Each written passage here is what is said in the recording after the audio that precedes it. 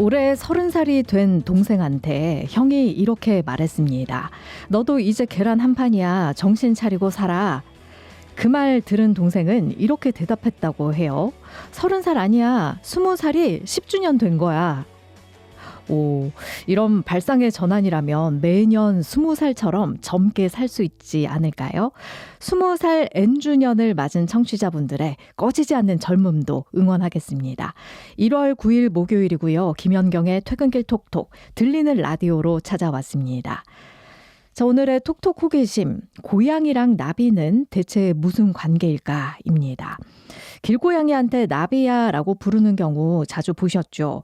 아무리 생각해도 길고양이와 나비는 연관성이 없어 보이는데 왜 그렇게 부르는 걸까요? 결론부터 말하자면 다양한 주장만 있을 뿐 사실이라고 확답할 만한 자료는 없었습니다. 그래서 그 주장들을 좀 살펴볼 텐데요. 첫 번째, 원숭이의 어원인 납에서 왔다는 설입니다. 고양이 얘기하다가 왜 갑자기 원숭이 싶으실 텐데 원숭이는 나무를 잘 타고 고양이도 마찬가지래요. 옛날에는 날쌘 고양이를 보면서 원숭이 같다는 말도 자주 했고 19세기 말까지는 원숭이가 나비라고 불렸다고 합니다. 나비야 하던 것이 나비야로 순화가 돼서 지금까지 이어졌다는 게 첫 번째 가설이고요. 두 번째는 진짜 고양이의 움직임이 나비와 비슷하다는 이유에서 나비라고 불렸다는 주장입니다. 그리고 고양이의 털무늬가 나비의 날개처럼 화려하기 때문이라는 주장도 있어요. 이와 관련해서 국립국어원에서도 다양한 자료를 살펴봤는데 명확한 이유는 찾기 어려웠다고 합니다. 다만 북한 방언 중에 나비라는 단어 뜻에 고양이의 의미가 있다는 말을 덧붙이고 있습니다. 왜 그런지 뚜렷하게 증명할 만한 자료는 없는데 많은 사람들이 자연스럽게 행동하고 있다. 왠지 모르게 신기하지 않으신가요?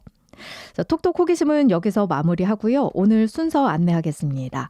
노무 상담을 시작하겠습니다. 에서는 오늘은 청취자 사연이 들어와 있습니다.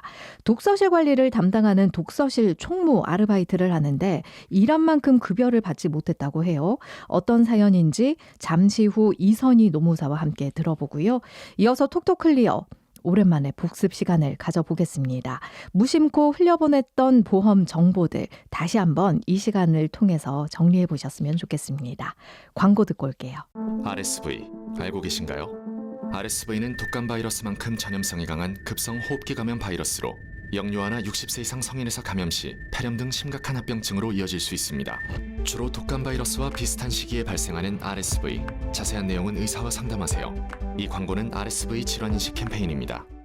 팀장님, 연금도 투자하세요? 알아서 크는 연금은 없으니까 투자해야죠. 아, 투자의 차이가 연금의 차이? 이제 연금도 투자다. N2 퇴직연금. 역시 고용노동부가 선정한 2024년 퇴직연금 우수사업자. NH투자증권. 원금 손실 유의, 가입 전 상품 설명서 및 약관 필독. 독일도 돌았다. 스위스도 돌았다. 대성 보일러도 유럽처럼 빙 돌았다. 원통형 콘덴싱으로. 대성 보일러가 만드는 유럽형 콘덴싱의 시대. 당신의 콘덴싱은 유럽형입니까? 대성이 내일을 위합니다. 대성 보일러. 부장님, 실장님, 이사님. 일은 오래 했지만 연금 관리는 왕초보. 퇴직금 목돈 어떡하지? 퇴직연금 IRP 믿을 곳은 미래에셋증권. 퇴직금 키우기, 절세, ETF 실시간 매매, 로보 어드바이저까지 수익률이 중요한 연금 미래에셋증권. 원금 손실 유의 및 투자 전 설명 청취. 허위 정보를 예방하는 좋은 습관 실천하기. 하나, 사실 여부를 확인하고. 둘, 근거가 불확실하면 의심하고. 셋, 공유하기 전에 한 번 더 찾아보고. 넷, 자극적인 정보에 동요하지 않고. 우리의 소중한 일상에 허위 정보가 영향을 주지 않도록 정보를 확인하는 습관, 우리의 작은 실천에서 시작됩니다. 이 캠페인은 방송통신위원회와 시청자 미디어 재단이 함께합니다.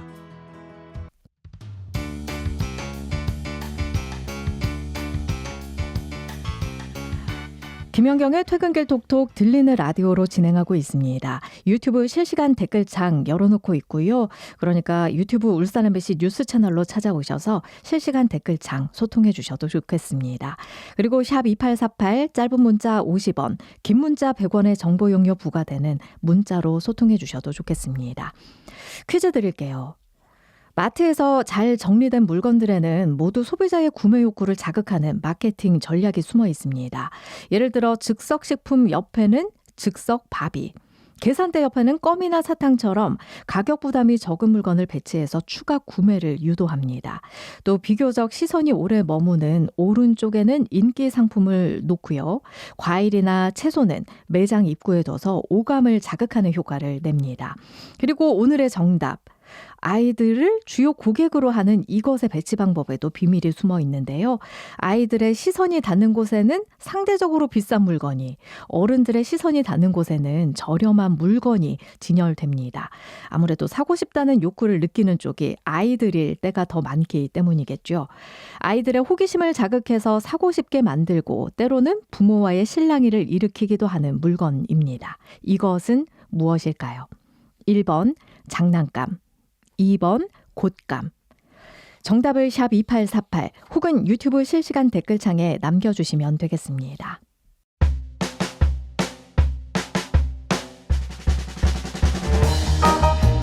퇴근길 톡톡에서 드리는 상품입니다. 좋을굿 기름오일 구도일 S오일에서 주유권, 정직한 보험 더 베스트 금융 서비스에서 상품권, 청정동의 바닷물로 만든 깨끗한 소금 한주소금에서 소금 한 상자, 맛있는 고기를 만나는 방법 한성 미트뱅크에서 5만원 고기 상품권, 참치 랍스터 전문점 본참치에서 초밥 런치 식사권, 롯데백화점 맞은편 숯불구이 외식 명가 삼산정에서 식사권, 강동 해변 건너편 직접 만든 재료들로 알찬 저염식 건강김밥 동쪽 살롱에서 식사권, 첨가물 없이 담백하다 큰애기 농장에서 청년 농부가 당일 생산한 100% 국내산 땅콩버터, 가족의 추억을 담는 바른 사진관에서 촬영권, 학성동 가구 옥성 사거리 퀸즈애나 학성점에서 염색 1회 이용권, 도심과 가까운 치유와 힐링의 공간 울산 양떼 목장에서 4인 가족 이용권, 100% 천연 안반수 온천 범서 온천에서 이용권을, 당신의 건강한 삶을 위해 SH 스포츠센터에서 피트니스 사우나 이용권, 일본식 정통 효소 욕장 효소지음에서 효소 찜질 이용권을 드립니다.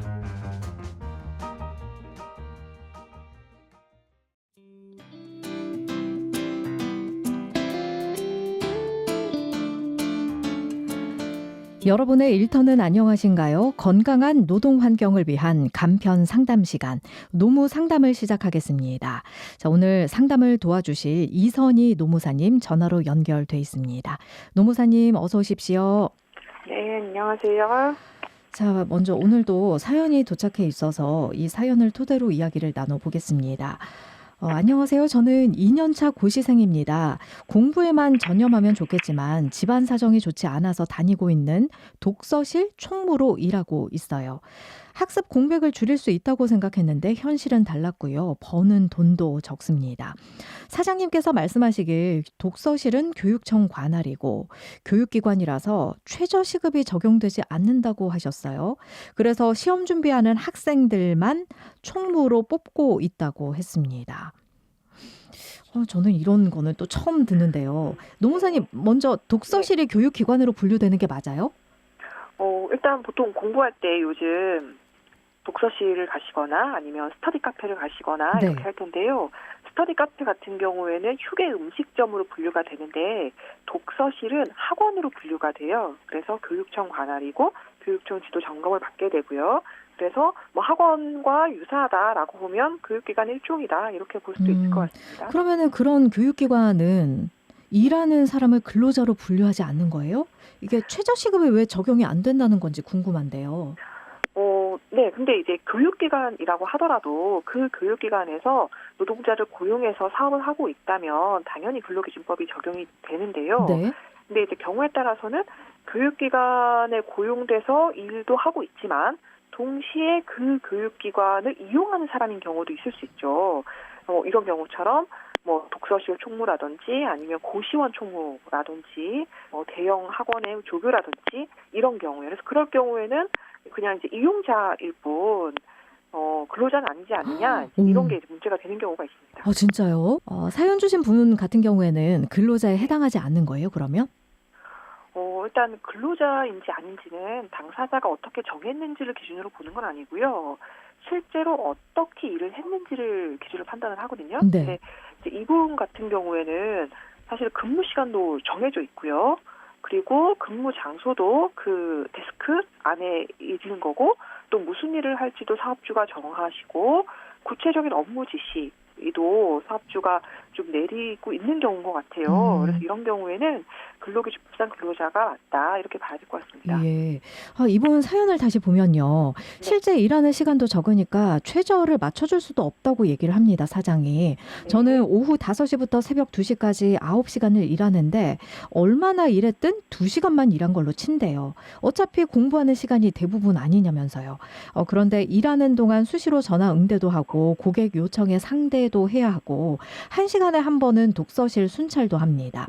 또 마감 시간이라 끝나고 뒷정리도 해야 되는데 하다 보면 늘 근로 시간이 추가돼요. 2시간은 말도 안 됩니다. 얘기를 하셨어요. 이게 지금 입장차가 있는 거겠죠? 네네. 일단은 9시간을 일하는데 2시간치만 임금을 주겠다가 맞으려면 나머지 7시간이 전부 휴게 시간이어야 되거든요. 근데 휴게 시간이라는 건 내가 업무에서 완전히 떨어져서 자유롭게 이용할 수 있어야 되는 건데 지금 내용을 보면 나머지 시간이라고 하더라도 그 독서실 데스크에 계시면서 일이 생기면 언제라도 응대를 해야 되는 이런 것 같아요. 그러면 이 7시간은 휴게 시간이 아니라 대기 시간이라고 봐야 되는 거고 실제 뭐 그 시간에 일을 안 하고 공부를 했다고 하더라도 네. 대기 시간이기 때문에 전체 9시간에 대해서 임금을 지급해야 하는 것으로 보입니다. 지금 사장님은 내가 그래도 독서실 이용료는 무료로 해주고 있지 않냐 이렇게 네네. 얘기를 한다는데요. 그런데 네. 지금 뭐 독서실에서 원래 가장 비싼 자리가 22만 원인데 계약서에 명시된 그 독서실 이용료가 27만 원으로 기재가 됐다고 해요. 네네. 일하면서 알게 된 거라 중간에 내용을 바꿀 수도 없었습니다. 그러면 이 금액의 차이가 또 생기는 거겠죠. 네네. 이거는 또 문제가 없을까요? 네. 일단 보통 이제 뭐 고시원이나 독서실 이런 식으로 굉장히 좀 적은 보수를 정하는 대신에 뭐 얼마 상당의 뭐 이 경우에 독서실 이용료 또는 고시원 방세 이런 걸 받지 않고 무료로 제공하겠다. 보통 이제 이렇게 약속을 하게 되는데요. 네. 근데 이제 그러면 이렇게 자리세를 받지 않는다라고 해가지고 그만큼의 임금을 덜 지급해도 되는 거냐로 보면 그렇지 않습니다. 왜냐하면 임금은 화폐로 지급해야 되기 때문에 화폐로 지급해야 네네. 임금. 돈으로 줘야지 임금이기 때문에 이렇게 뭐 자리세를 받지 않는다라고 하더라도 그 자리세 상당히 임금으로 대체되거나 할 수는 없어요. 그래서 이것하고 무관하게 이제 최저임금 이상의 임금을 지급하셔야 되는 거죠. 지금 이분이 사연을 보내주셨습니다만 100번 양보해서 사장이 얘기하는 거는 그러면은 나는 22만 원에다가 너를 네네. 시간 2시간 근무한 걸로 해서 총액으로 치면은 요 정도 금액을 주는 건데 이거는 1시간 최저임금보다 많지 않냐라고 하겠지만 이거는 화폐로 걷는 게 아니기 때문에 효력이 네, 없는 맞습니다. 거군요. 네네. 일종의 복리후생이기 때문에 복리후생 목적으로 제공된 건 최저임금 비교할 때도 고려하지 않습니다. 그리고 사연 다시 한번 볼게요. 일하는데 식대도 없습니다.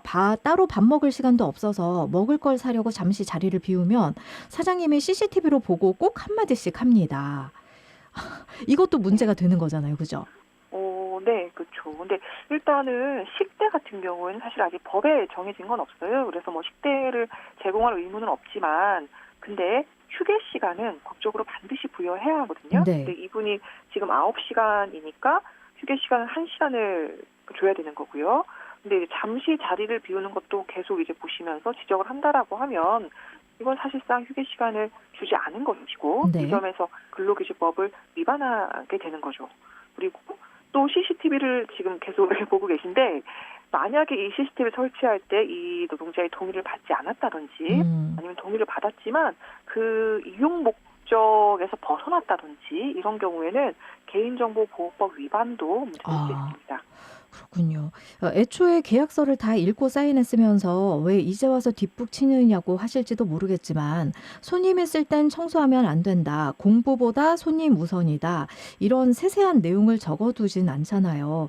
그래서 지금이라도 그만두려고 하는데 그동안 일했던 게 너무 아깝습니다. 법적으로 찾을 수 있는 제 권리는 없을까요?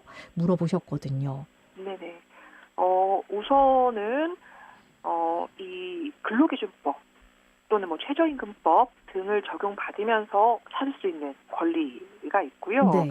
이분 같은 경우는 지금 휴게 시간이 없이 하루 9시간을 일을 했기 때문에 이 9시간에 대해서 최저시급만큼의 임금 그리고 주휴수당 청구하실 수가 있고요. 네. 이렇게 받을 수 있는 임금에서 내가 실제로 이제 받았던 임금을 뺀 나머지 차액을 청구하실 수가 있고 지금 2년 차라고 하셨기 때문에 네. 만약에 이 독서실 총무로 일하고 계신 기간이 1년이 지났다면 퇴직금도 청구할 수가 있습니다. 그래서 구체적으로 내가 독서실 담당했던 업무가 뭔지, 그다음에 사업주가 어떤 방식으로 어떤 내용의 업무 지시를 했는지, 또 CCTV로 상시 감독했던 내용 등등 근거로 해서 노동부에 임금 재불로 신고를 하시는 게 좋을 것 같습니다. 노무사님 저는 궁금한 게요. 그래? 네가 이렇게 신고를 한다고? 그러면은 나는 독서실 이용료 그동안 안 받았는데 이거 2년 동안 이용한 거 다 내라고 할 수도 있을까요? 네, 유사한 것이 좀 쟁점이 됐던 사건이 있었는데요. 그래서 그 사건에서는 일단 법원은 이거는 일종의 복리후생 목적으로 무상으로 제공한 거다. 그래서 이것을 임금과 상기할 수는 없다. 이렇게 봤던 판례가 있습니다. 예.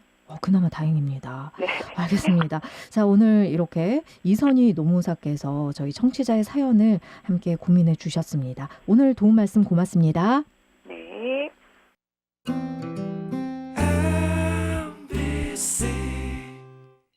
소중한 우리의 일상을 지키기 위한 실내화재 대처법.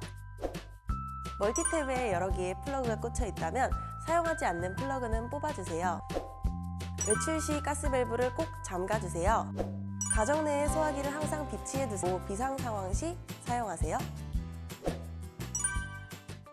살림꾼 김재우의 살림템 추천. 이 찬바람 뭐지? 우리 자기 춥잖아. 창틀 바람막이로 실내 온기 지켜줄게.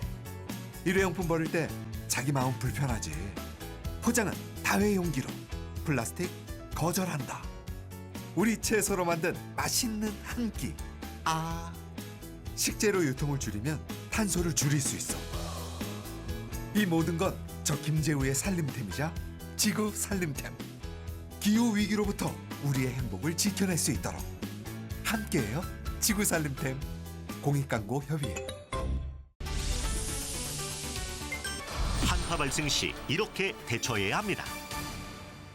심한 한기나 심한 피로 등을 느낄 땐 저체온 증세를 의심하고 바로 병원에 가야 합니다. 노인, 영유아는 물론 혈압, 심혈관 질환자분들은 특히 야외 활동을 자제해야 합니다. 축사에서는 정전으로 인해 보온시설 가동이 불가능한 경우 숯 등을 연소하여 보온해야 합니다. 양식장에서는 한파 피해가 예상될 경우 양식 어류를 조기 출하하여 피해를 예방해야 합니다. 한파, 올바른 예방과 대처로 소중한 생명과 재산을 보호합시다.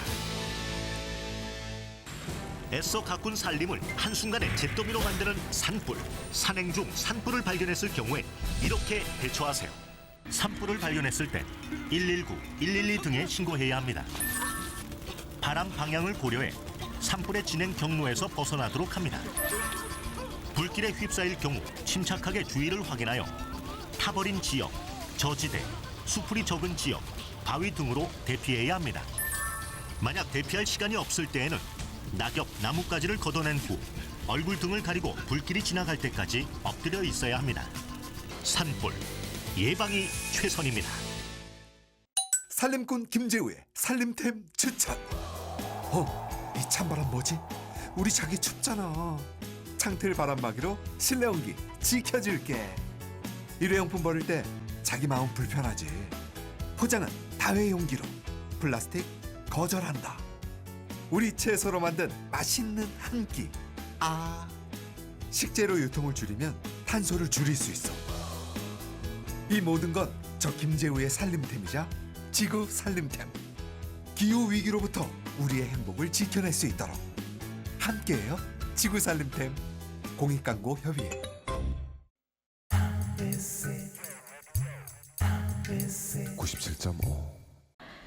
김연경의 퇴근길 톡톡 들리는 라디오로 진행하고 있습니다. 유튜브 실시간 댓글창 열어놓고 있으니까 소통해 주셔도 좋겠고요. 샵 2848 짧은 문자 50원, 긴 문자 100원의 정보 용료 부과되는 문자 이용해서 소통해 주셔도 좋겠습니다.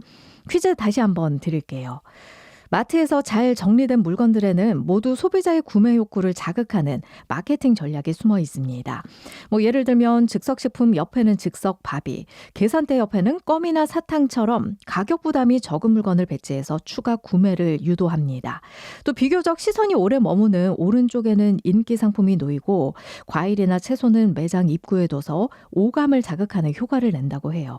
그리고 오늘의 정답, 아이들을 주요 고객으로 하는 이것의 배치 방법 에도 비밀이 숨어 있는데요. 아이들의 시선이 닿는 곳에는 상대적으로 비싼 물건이, 어른들의 시선이 닿는 곳에는 저렴한 물건이 진열됩니다. 사고 싶다는 욕구를 느끼는 쪽이 아이들일 때가 많기 때문인데요. 아이들의 호기심을 자극해서 사고 싶게 만들고 때로는 부모와의 실랑이를 일으키기도 하는 그런 물건입니다. 이것은 무엇일까요? 1번 장난감, 2번 곶감. 정답을 샵 2848 혹은 유튜브 실시간 댓글창에 남겨주시면 되겠습니다.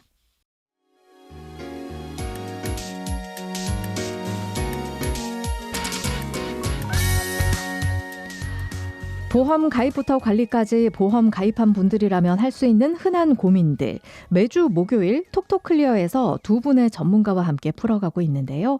평소보다 퇴근 시간이 늦어서 또 이제야 퇴근길 톡톡을 듣게 돼서 일을 하다가 좀 놓쳐버려서 여러 가지 이유로 듣지 못해서 다시 듣고 싶은 보험 상식들, 정보들 저희가 한데 모아서 준비를 해봤습니다. 먼저 내년에부터는 보험료도 오르고 보장 한도가 줄어들 거다 이런 내용이 나와 있더라고요. 그 이유로 여러 가지를 들었던데 첫 번째가 보험 상품의 보장 금액 한도 산정 가이드라인이 시행된다 이런 얘기가 있더라고요. 네. 이게 정확한 내용이 뭘까요? 네, 이게 이 가이드라인의 핵심은 이제 고객이 실제로 지출한 이 의료 비용보다 더 많은 보험금을 지급하지 않도록 하는 것인데요. 이런 것들을 바로 이제 초과이익이라고 합니다. 네. 이런 초과이익을 노린 이는 과잉 진료를 막겠다는 취지로 이제 시행된다 이렇게 볼 수가 있습니다. 정부가 내는 거예요? 네, 가이드라인을? 맞습니다. 보통 이제 금융감독원에서 이런 가이드라인을 내고 예. 이제 그 지침에 따라서 이제 각 보험회사들이 그 지침에 따라서 기준을 다시 잡는 거죠. 예를 들어서 이제 현재 보험회사에서 판매하고 있는 이 수술비 보험이라는 게 있습니다. 이런 수술비 보험 같은 경우에는 특정 수술을 하는 경우에 보통 성인 기준으로 30만 원에서 50만 원 정도 이제 보험금이 지급되는 게 일반적이거든요. 네. 근데 최근에는 이 모든 질병에 대해서 최대 200만 원까지 이제 보장을 하는 상품들이 등장을 하면서 예. 이제 보험사별로 과당 경쟁이 벌어졌습니다. 근데 이제 몇 군데 보험회사는 이제 다른 보험회사의 보험 가입 유무와 상관없이 추가로도 몇 건씩 가입을 해줄 수 있게 이렇게 예. 한도를 풀어놨거든요. 그러면 이제 여러 군데 보험회사에 여러 가지 이제 수술비 보험을 가입하면서 이제 소비자분들은 경증 질병에 대한 수술조차 이제 몇백만 원의 보상이 가능해졌기 때문에 이런 것들이 바로 초과이익이 될 수가 있고요. 네. 이 초과이익을 노린 또 과잉 진료가 성행을 할 수 있다는 거죠. 저 수술비뿐만 아니라 요즘에는 뭐 암보험 안에서도 암통원비 같은 경우 뭐 일당이라든지 아니면 간병보험 중에서도 간병인 사용 일당 네. 같은 그런 일당을 주는 일수에 따라서 주는 보험들이 많아지고 있거든요. 예. 근데 일수가 길어질수록 아무래도 보험금 지급이 더욱더 많아질 수밖에 없기 때문에 이런 부분들도 초과이익을 노린 과잉 진료로 이루어질 수도 있다 이렇게 말씀드리는 거죠.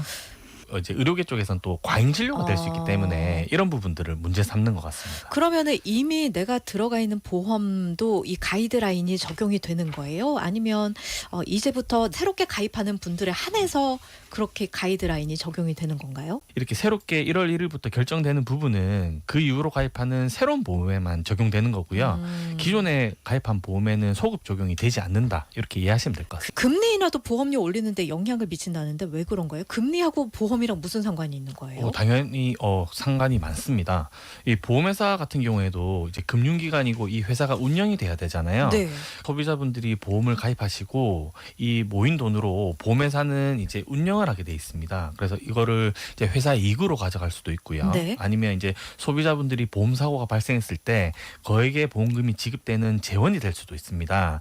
그런데 이렇게 이제 큰 돈을 미리 준비하거나 지급하려면 보험회사에 충분히 돈이 쌓여 있어야 되거든요. 그럼 단순히 이제 소비자들한테 걷어들인 보험료를 이제 그냥 가만 보관하는 게 아니라 이제 여러 곳에 투자를 해서 수익을 내야 됩니다. 네. 그래서 만약에 금리 인하가 된다면 아무래도 이 투자할 곳이 마땅치 않게 되는 거죠. 네. 그렇게 되면 당연히 이제 수익률도 줄어들게 될 거고요. 이제 수익률이 줄어드니까 당연히 이 현상 유지를 하려면 고객으로부터 더 많은 보험료를 걷어들일 수밖에 없는 구조가 됩니다. 그렇기 때문에 이제 금리 인하가 되면 보험료가 인상되는 게 일반적이다라고 이해를 하시면 될 것 같습니다. 의료개혁으로 규제가 강화된 만큼 앞으로 파격적인 조건의 상품이 나오기가 힘들다 이런 전망도 있던데 그 의료개혁 내용이라는 게 뭔가요? 네, 의료개혁 관련해서는 많은 내용들이 있지만 그 중에서 핵심은 비급여 항목에 대한 개편을 통해서 실손보험의 효율성을 더욱더 높이고요. 그리고 중복 가입자들의 부담을 줄이자라는 것입니다. 실손은 예전부터 솔직히 말하면 진료 남용 그런 부분들로 이루어져 있었기 때문에 개선이 필요하다. 그런 목소리로 한 목소리로 얘기를 하고 있었는데요. 가임 비급여 항목에 대한 진료 적정성 가이드라인과 구체적인 실손 의료보험 청구 심사 기준을 마련해야 된다는 그런 내용입니다. 우선은 뭐 과잉 진료 못하게 정부 차원에서 좀 어떤 체계를 잡아놓겠다 그런 내용인 거군요. 네, 그렇죠. 예. 여야 합의가 있다면 확정이 될 것. 뭐 이런 전제들을 전문가님들이 참 많이 하시더라고요. 오늘 다룬 내용들 중에서도 여야 합의가 필요하다거나 아니면 정부 승인이 최종 한 번 더 나야 한다거나 지금은 그런 일을 할 사람이 없지 않습니까? 실질적으로. 네네, 맞습니다. 그래서 그 점을 좀 여쭤보고 싶어요. 아무래도 이제 시국이 이렇다 보니까 의료 개혁은 이제 나라에서 국무회의를 통해서 결정되는 부분입니다. 근데 이런 부분들이 진행이 되지 않기 때문에 뭐 의료 개혁에 관련된 비급여를 정비한다든지 실손 의료 보험을 개혁한다든지 이런 부분들은 좀 시간이 걸릴 것으로 보이고요. 그 개인적으로 가입하는 개인보험 관련해서는 보험료가 이제 오르고 이제 보장 금액이 축소된다는 것은 기정사실이기 때문에 네. 이런 것들에 대비해서 미리 이제 가입하고 있는 보험을 점검하시는 게 좋을 것 같습니다. 예. 그리고 이렇게 절판 마케팅 말씀하셔서 한 가지를 더 여쭙고 싶은데 지난주에 저희가 다뤘던 게 암 주요 치료비 네. 그것도 금융당국에서 갑자기 뭔가 제동이 있었기 때문에 그렇죠. 급하게 또 나 급하게라도 좀 가입을 해보고 싶어 하는 분들이 있으셨단 말이죠. 네네네. 네, 그렇죠. 그때 다른 보험 회사의 설계자들로부터 우리 청취자들이 그런 말씀을 많이 들었대요. 나중에 해지하는 한이 있더라도 일단 가입하고 보세요. 네. 그게 맞아요? 보험은 가입하고 일정 기간, 보통 이제 30일이거든요. 예. 30일 이내는 청약 철회를 할 수 있고 그렇게 되면 계약이 무효가 되기 때문에 냈던 보험료도 이제 돌려받을 수가 있습니다. 그냥 뭐 다른 조건이나 이런 것들 없이 청약 철회 의사만 밝히면 네, 맞습니다. 왜냐하면 가입할 때 수많은 서류에 사인을 하잖아요. 그래서 네, 그렇죠. 여쭤보는 거거든요. 네네, 맞습니다. 그럼에도 불구하고 청약 철회를 30일 이내에 하게 된다면 바로 해지가 될 수 있는 거군요. 그렇거든요. 청취자께서 만약에 그러면 30일 안에 보험금 탔으면은 철회 안 되는 거지요? 라고 하셨는데 30일 이내에 보험금을 탈 수도 있는 건가요? 그럼요. 어. 갑자기 수술하시거나 아니면 갑자기 사고가 있으셨거나 하는 경우에는 그럴 때는 철회가 안 되는 거고. 철회 가능하십니다. 그래도요? 보험금을 받고 나서도요? 네. 잘못 활용이 되라는 취지에서 말씀을 드리는 건 그쵸. 아니고 네, 맞아요. 물론 회사에서도 철저하게 검증을 하는 거겠죠. 그렇죠. 네. 하지만 30일 안에 보험금을 탔다 하더라도 그 30일이 지나지 않은 시점에 청약 철회 의사를 밝힌다면 원칙적으로는 해지가 가능하다. 네, 네. 네, 알겠습니다. 특이한 뉴스도 봤어요. 티눈으로 30억 원을 타낸 수급자가 있다고 하더라고요. 이런 분이 진짜 있네요. 그러게요. 실제로 저도 기사를 봤는데 네. 티눈으로 보험금을 수령한 게 한 번에 30억을 받은 것은 아니고 6년 동안 냉동고수를 통해서 수천 번 받아서 누적된 금액이 그렇습니다. 예. 물론 지금 현재는 약 12억 원에 해당하는 보험금을 반환해야 한다는 판결이 내려진 상황이긴 한데요. 그래도 18억 원을 받으신 거잖아요. 그렇죠. 근데 아마 나머지 금액도 순차적으로 반환 판결이 내려질 가능성이 너무 높다고 봅니다. 저는. 네, 일단 이게 가능했던 계기는 이분은 먼저 이제 보험을 2013년부터 20년까지 가입한 보험만 한 29건 정도에 달한다고 하더라고요. 우와, 네. 이제 흔히들 아시는 수술비 보험을 가입을 하신 건데요. 네. 이 수술비 담보는 수술한 횟수와 관계가 없이 수술을 했다고만 한다면 보험금을 지급을 해주는 보험입니다. 중복해서 지급을 해주는 거죠. 예, 중복이 가능합니다. 이제 어느 회사 혹은 이제 가입한 내용에 따라서 동일 질병당 한 번 보장을 해줄지 아니면 매회 해줄지가 좀 달라지기는 하는데 일단 이번 사례는 해당 시술이 효과가 없다는 의사 소견에도 불구하고 수술비 수령을 위해서 수급자가 최대한 약하게 자주 치료를 희망을 했고 매회마다 수술비 보험금을 수령해 갔다라고 보시면 됩니다. 이제 아까 말씀드렸던 것처럼 물론 현재는 이제 부당 수령 목적으로 보험에 가입했다라는 판결이 내려졌기 때문에 추가적인 보상은 물론 금지가 되어 있고 그 기존에 지급받은 금액까지 순차적으로 반환이 이루어질 것으로 보여집니다. 3둥이 이상 다태아 보험에 가입을 거절할 수 없게 된다 이런 내용이 있던데요. 그러면은 그동안 3둥이 이상은 모두 보험 가입이 거절됐었던 거예요? 네, 맞습니다. 아마 그 청취자님들 중에서도 경험이 있으신 분들이 있을 수 있는데요. 기존에 이제 태아보험을 가입할 때에는 단태아인지 혹은 다태아인지에 대한 부분에서 알릴 의무 사항이 있었습니다. 네. 보험 가입이 가능한지에 대한 여부나 보장 내용의 차이까지 영향이 미치는 부분이 많이 있었는데요. 우리 일반적으로 생각했을 때 이제 단태아보다 쌍둥이 이상 다태아가 좀 출산 시 위험이 높지 않습니까? 이런 사항만 놓고 봤을 때 보험사 입장에서는 리스크가 있다라고 보고 있는 겁니다. 3둥이 아니다 하더라도 이제 뭐 쌍둥이 같은 경우에도 기존의 보험료 측면이나 아니면 보장 측면에서 좀 불리하게 들어가는 부분이 있었는데 3둥이는 거의 이제 거절이었다라고 보시면 되고요. 이게 태아 보험만 그랬던 거예요? 아니면 다른 것들도 그런가요? 태아 보험에 한해서입니다. 뭐 태어나면 개개인이 이제 각자 보험을 가입할 수 있는 상황이기 때문에 다른 이제 고지 사항이나 아니면 병원 다녀온 이력이 없으면 그런 거에 대해서는 이제 뭐 차별이 된다든지 그런 건 없는데 일단은 태아 때를 지금 말씀을 드리고 있는 거고요. 네. 내년부터는 이 부분에 대해서는 이제 거절을 할 수 없게끔 되어 있습니다. 아마 소비자에게는 좀 좋은 조치지 않나 싶고요. 대신에 이제 청취자님들께서 한 가지 고려하셔야 될 부분은 이 단태아와 동일한 조건으로 보험을 준비할 수 있는가 이거를 좀 지켜보셔야 될 것 같습니다. 그건 또 다른 문제일 수 있는 거군요. 예, 맞습니다. 가입은 해주는데 조건이 까다롭거나 비싸거나. 그렇죠. 그렇게 나올 수 있을 것 같습니다. 그리고 비례식 의료비 보장보험이 사실상 판매가 금지된다 이런 얘기를 해주셨어요. 대표적인 게 지난주 그리고 그 전주에 계속 이야기를 해주셨던 비례형 주요 암치료 보험이라는 거였는데요. 네, 맞습니다. 이 보험 이외에도 앞으로 더 없어질 것으로 예상되는 보험 상품이 있을까요? 네, 일단 관련 특약 중에 리스크를 막는 데 충분한 보험금을 넘어서 과한 보험금이 나오는 특약들을 손을 댈 예정입니다. 질병 수술비가 그쪽에 해당한다고 보시면 될 것 같습니다. 대장 내시경이나 위 내시경을 하시다가 용종을 떼신 경험들은 많은 분들이 가지고 계실 거예요. 네. 이럴 때 이제 회당 300만 원까지 지급이 될 수 있도록 상품 가입 한도가 열려 있습니다. 지금까지는. 네, 맞습니다. 근데 이제 물론 300만 원까지는 몇 개의 상품을 혼합해서 설계를 해야 되지만 앞서 소개된 보험금을 30억이나 타간 사례처럼 이제 기어이 몇 건을 가입해서 이렇게 가져가시는 분들이 계신데요. 이러한 형태의 특약을 없애거나 상품 가입 한도를 좀 축소시킬 예정이라고 보시면 될 것 같습니다. 한마디로 그거네요. 전반적으로 이제 정말로 보험으로 돈 버는 뉴스는 더 이상 안 나오게 만들겠어. 약간 이런 의지가 느껴지네요. 네, 맞습니다.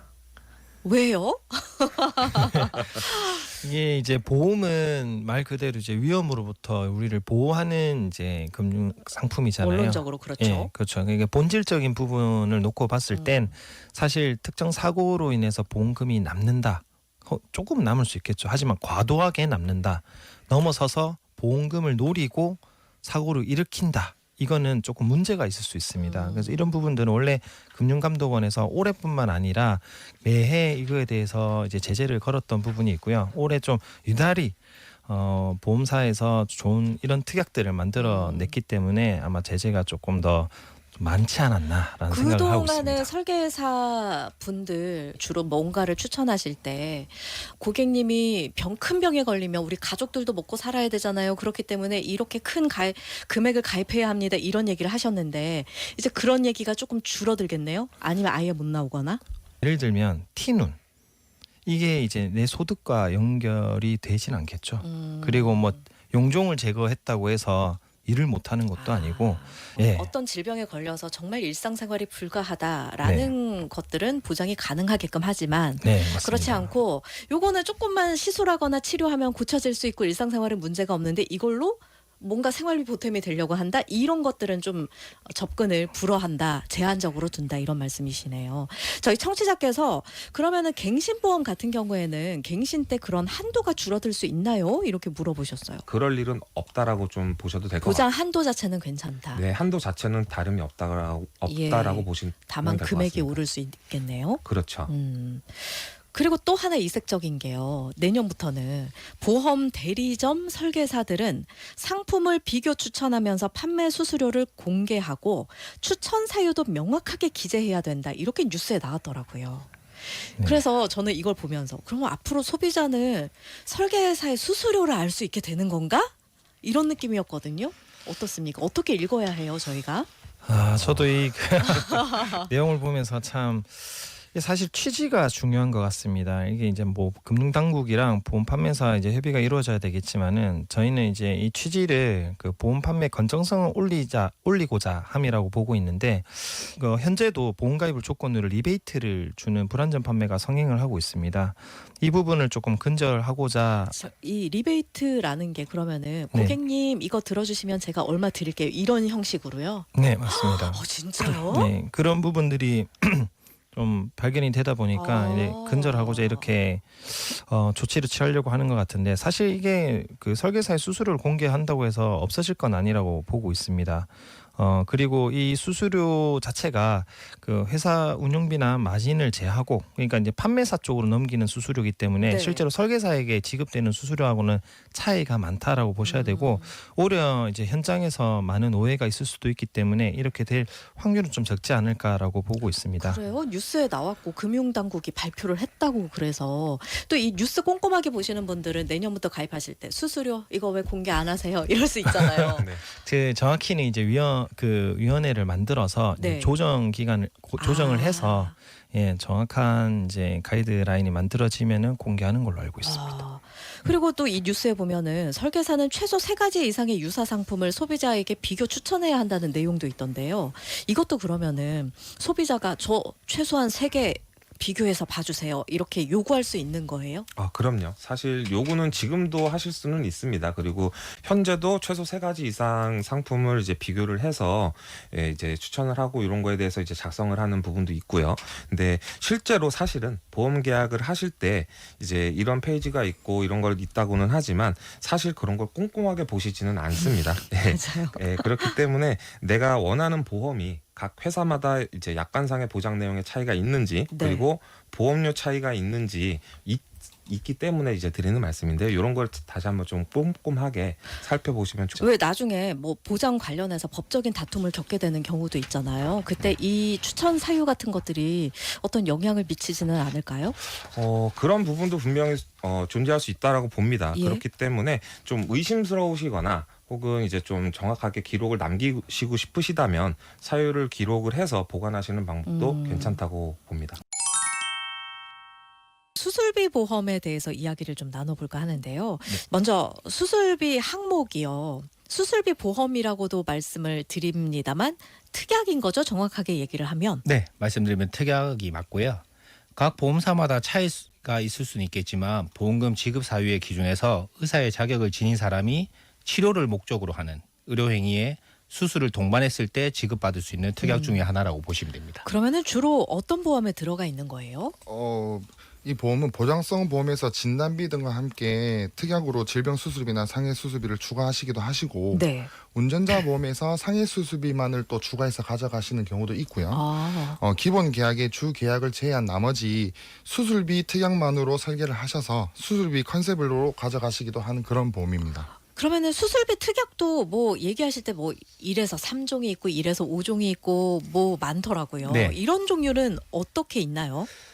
우선 대표적으로 수술의 난이도에 따라 차등 지급하는 종수술비 같은 경우는 예. 06년 이전 생명보험사에서 1종, 3종 수술비를 판매 종료 이후에 현재는 생명보험사, 손해보험사 모두가 1종 5종 또는 1종 7종, 1종 9종까지 다양한 형태로 존재하고 있습니다. 예. 네.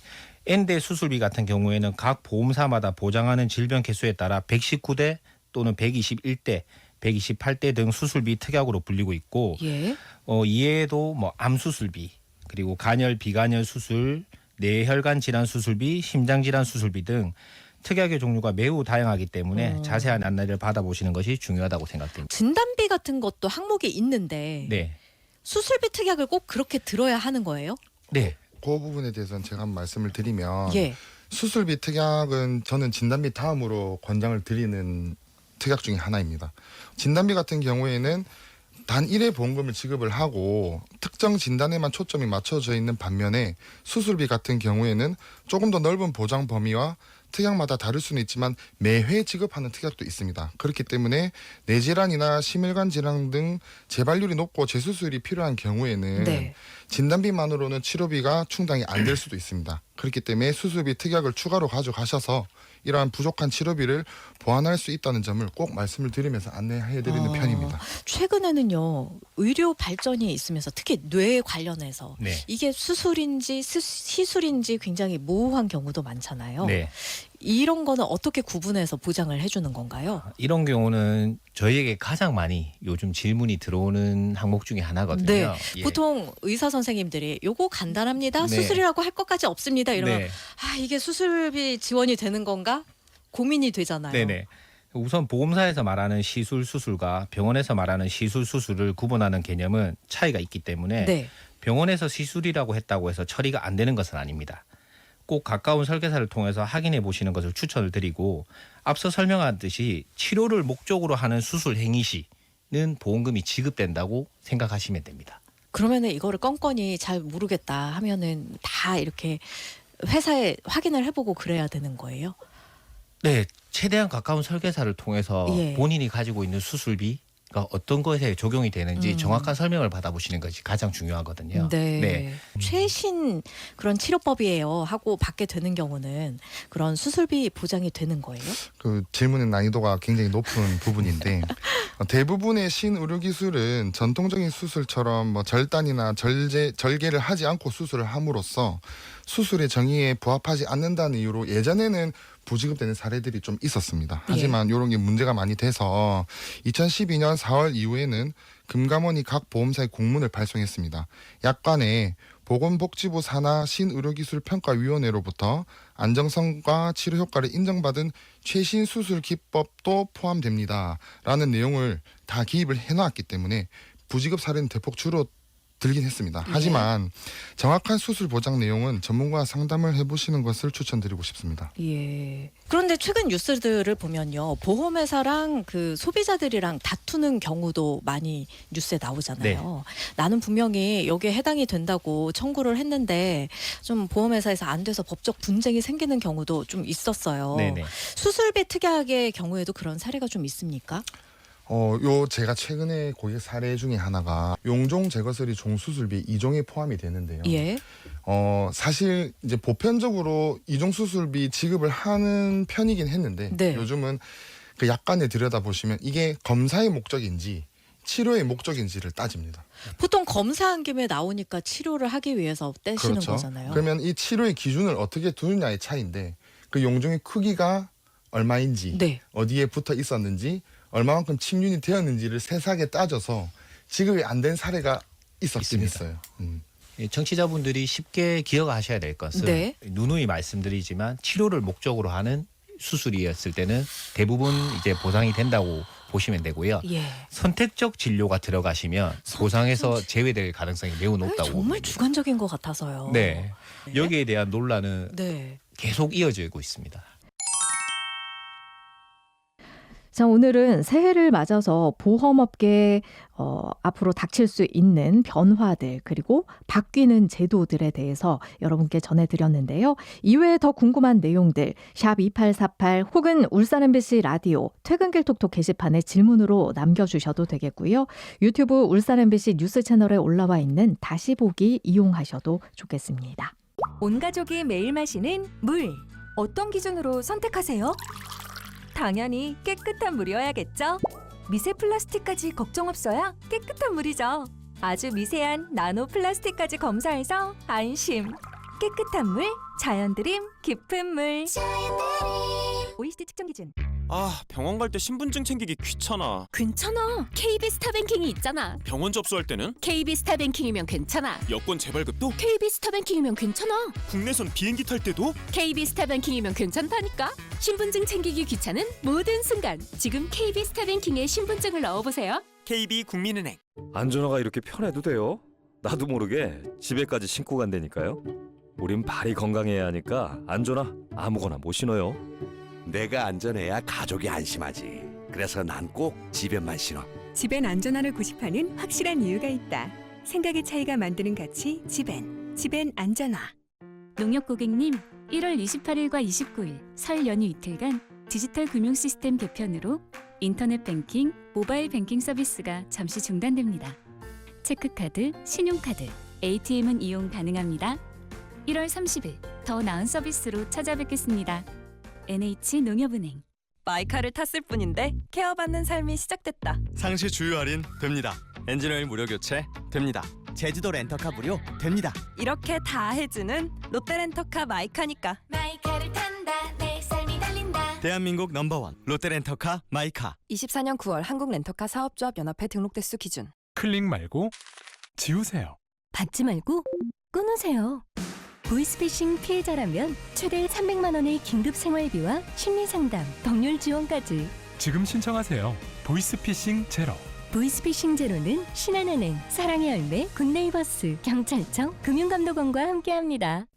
오늘 퀴즈 정답은 1번 장난감이었습니다. 이런 마케팅 전략은 단순히 상품을 잘 팔기 위한 방법을 넘어서 소비자에게 즐거운 쇼핑 경험을 제공하려는 의도도 담겨 있다고 해요. 예를 들어 과일이나 채소 코너는 건강하고 신선한 이미지를 강조하면서 소비자가 건강한 선택을 한다는 기분을 느끼게 만들어주는 거고요. 또 인기 상품을 오른쪽에 배치하는 것은 동선의 효율을 높일 수가 있는 겁니다. 긍정적인 경험은 고객의 재방문을 이끄는 가장 중요한 요소잖아요. 여기까지가 숨은 마케팅 전략이었고요. 퀴즈 상품 받아가실 분들 개별 문자로 안내를 해드리고 있습니다. 문자 받으셨으면 샵 2848번으로 다시 한번 성함과 주소 남겨주시면 되겠습니다. 방송 이후에 문자 확인한 분들은 문자 말머리에 톡톡이라고 적어서 보내주시면 주소 확인이 훨씬 쉽겠습니다. 참고해 주시고요. 그리고 오늘처럼 전문가가 출연하는 시간에는 청취자 질문도 받아요. 궁금한 점 샵 2848 문자로 참여해 주시거나 울산 MBC 라디오 퇴근길 톡톡 게시판에 올려주셔도 좋겠습니다. 노무 상담, 보험 관련 궁금증 이외에도 육아 고민, 법률 상담 코너도 마련되어 있으니까 참고하시면 좋겠습니다. 오프닝에서 30은 20살 10주년이라는 말씀을 드렸죠. 세상을 살아가는데 나이는 정말 한 가지 기준일 뿐입니다. 중요한 건 우리가 무엇을 꿈꾸고 얼마나 열정을 가지고 살아가느냐에 있는 게 아닐까 생각을 해봅니다. 꿈꾸고 도전하는 모든 순간을 응원합니다.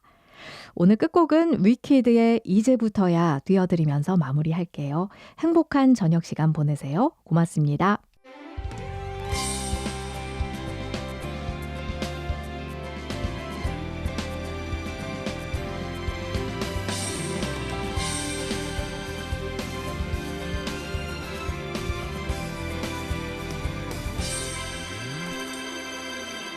이제 곧 시작이야.